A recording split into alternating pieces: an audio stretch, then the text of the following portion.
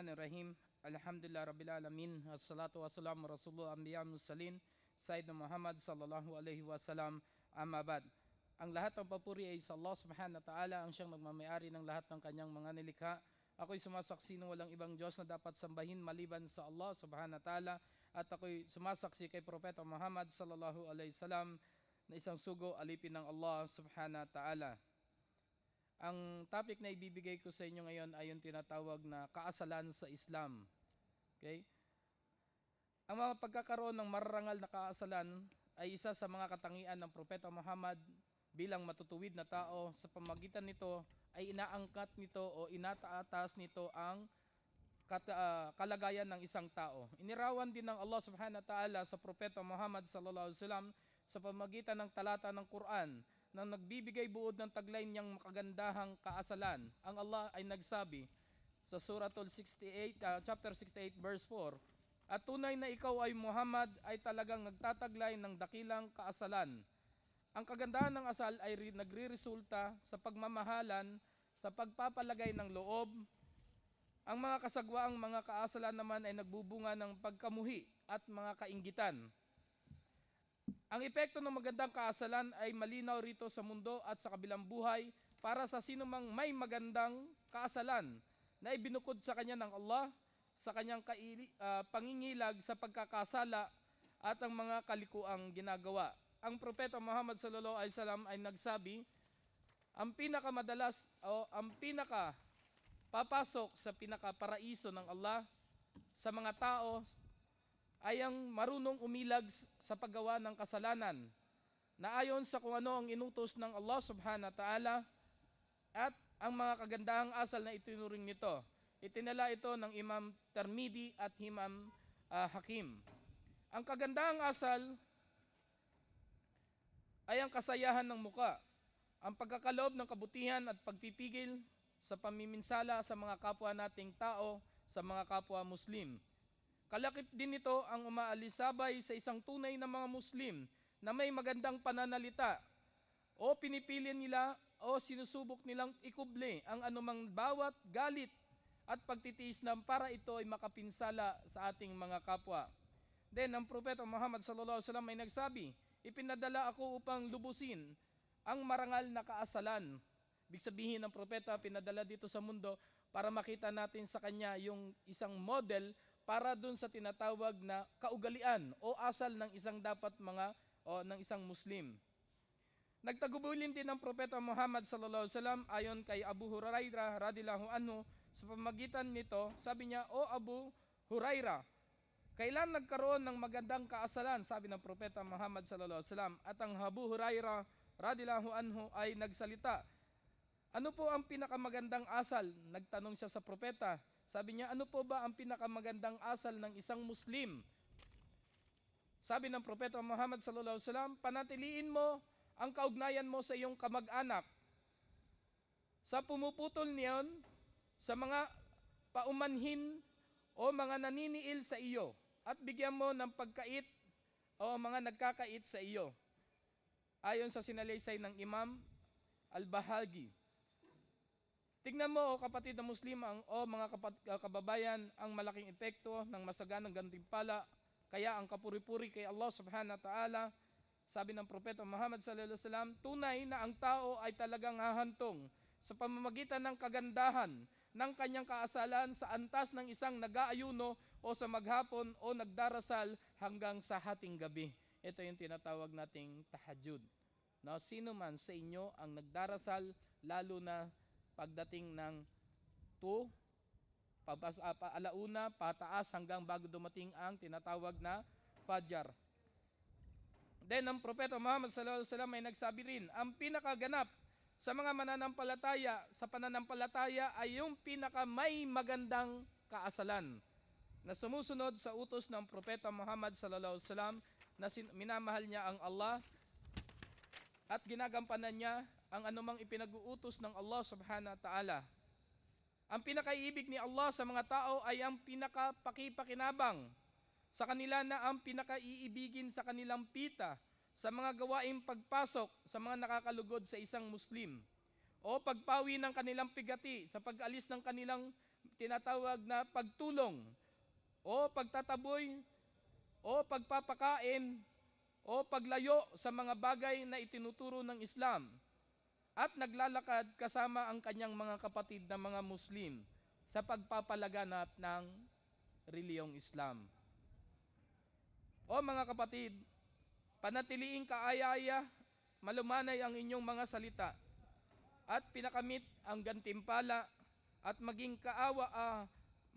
makapagbigay lagi ng kawang gawa, sapagkat ang Propeta Muhammad sallallahu alaihi wasallam ay nagsabi, ang mabuting pananalita ay isang kawang gawa. Ibig sabihin, kahit isang mabuting salita na maiparating ng isang Muslim sa mga kapatid na Kristiyano o kapatid na mga Muslim, ito ay tinatawag na kawang gawa.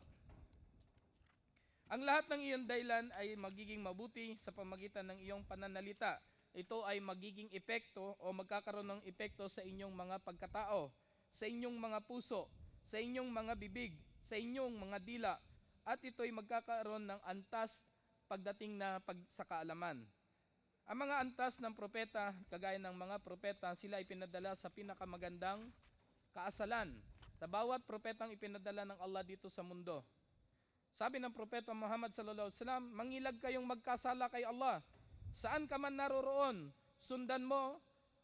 pasundan mo ang anumang bagay na mali ng mabuti. Pawiin nyo ang anumang tinatawag na pagkakamali o pagkakasala. Pakitunguhan ninyo ang mga tao ng merong kagandahang asal. Ito ay sinalaysay ng Imam at-Tirmidhi.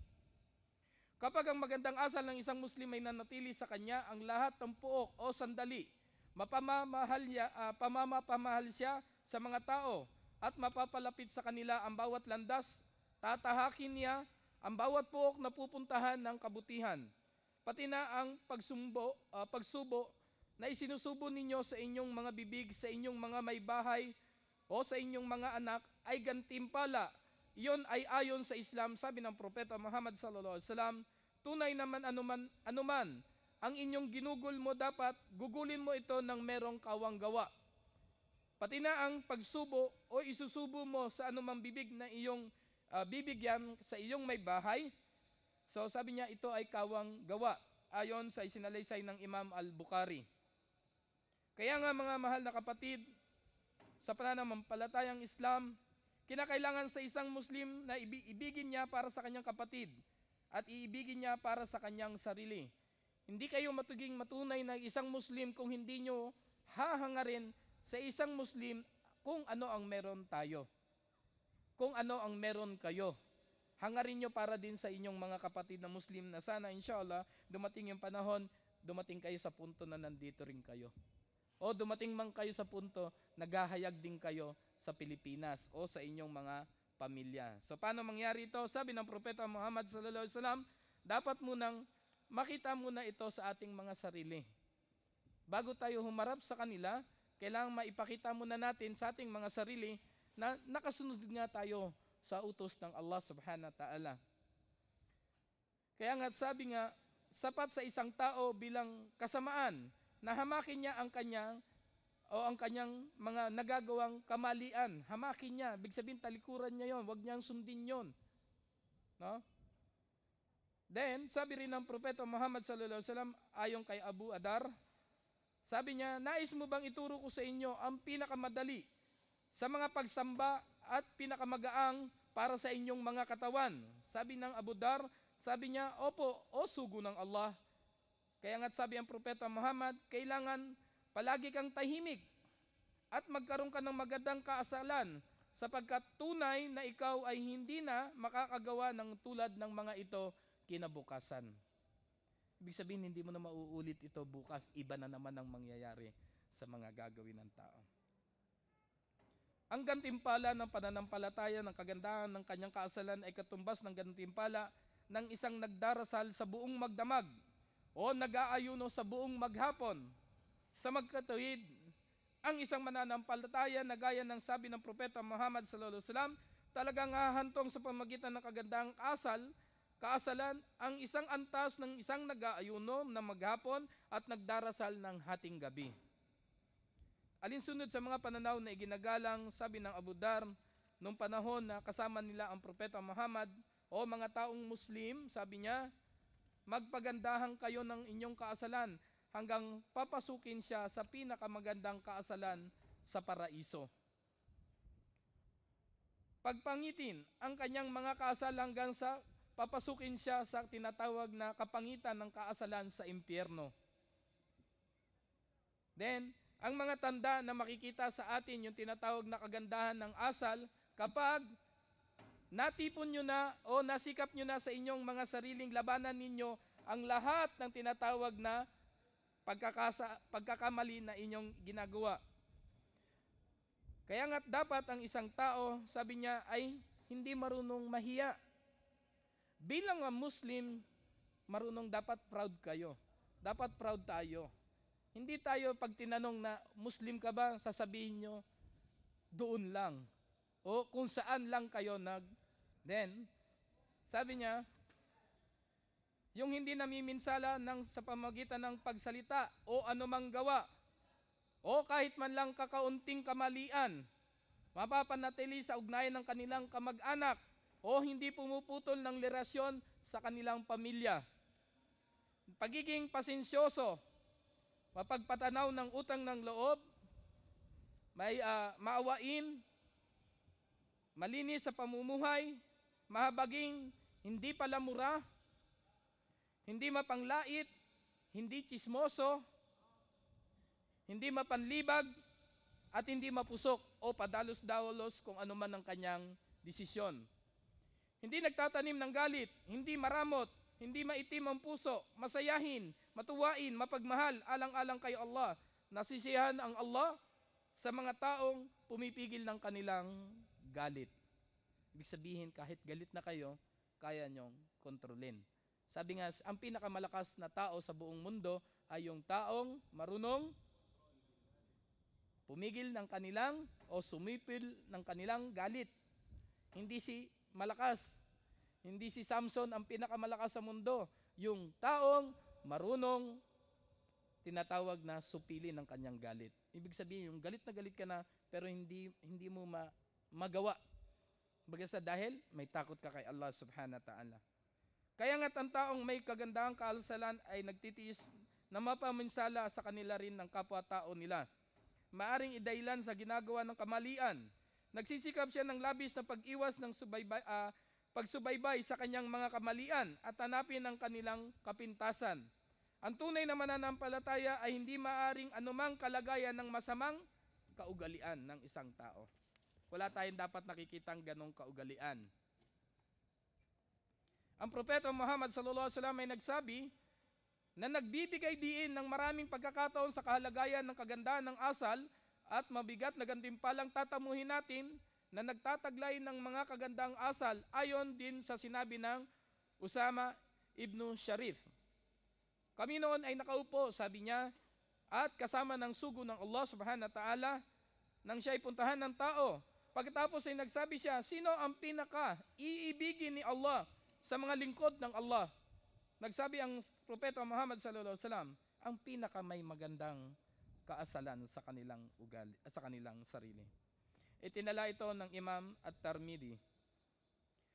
Ayon naman sa sinabi ng Abdullah ibn Umar radhiyallahu anhu, narinig ko ang Propeta Muhammad sallallahu alaihi wasallam ay nagsabi, ninais bang ipabatid ko sa inyo ang pinakaibig ko sa inyo, ang pinakamalapit sa inyo mula sa akin sa aking upuan sa araw ng pagkabuhay o yung sa araw ng Day of Judgment.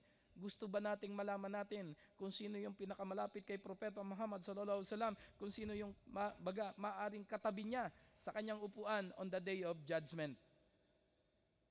Sabi ng Allah, sabi ng Propeta Muhammad sallallahu alaihi wasallam, yung taong may magandang kaasalan. Wala nang bagay na higit pang mabigat na titimbang pa sa gawa ng tao sa araw ng paghukom. Kaya nga't pagandahin natin ang ating mga kaasalan na ginagawa dito sa mundo. Gaya ng tinatawag na ating modelo ang Propeta Muhammad sallallahu alaihi wasallam. Ang kanyang asal ay hindi maibibilang sa kapwa nating mga tao. Ang sugo ng Allah subhanahu wa ta'ala sa gitna ng kanyang mga kasamahan ay isang mataas at halimbawa para sa kaasalang pinakamarangal. Itinanim niya sa gitna ng kanyang mga kasamahan ang mataas na kaasalan sa pamagitan ng muna ng isa ka buhay mo muna. O isa na sa buhay niya muna bago niya ipinapakita sa kanyang mga kasamahan.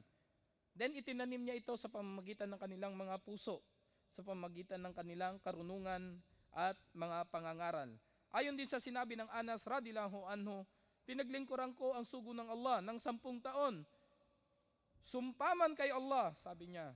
Hindi siya nakapagsabi sa akin ng kailanman ng isang pabalang na salita na hindi rin siya nagsabi ng isang bagay na nakagawa ako o sabi niya nagkamali ka, mali ito, mali yan. Walang ganon ang Propeta Muhammad sallallahu alaihi wasallam sa kanyang mga kasambahay at sa kanyang mga nakakasama sa tinatawag na mga pagpapahayag ng propeta.